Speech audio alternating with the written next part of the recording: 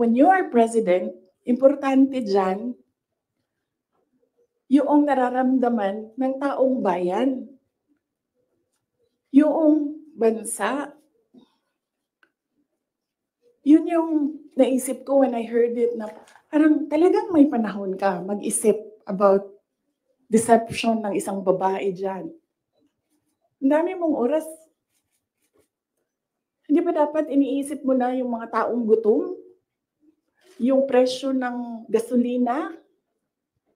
Yung darating na Christmas, kung sino yung maka-afford ng spaghetti, ng mango float, ng mga importante sa Noche Buena, ng mga bahay-bahay. Di ba yun yung... So may panahon ka talaga na mag-isip na, oh, this girl. So, inisip ko, hindi ko nasasagutin.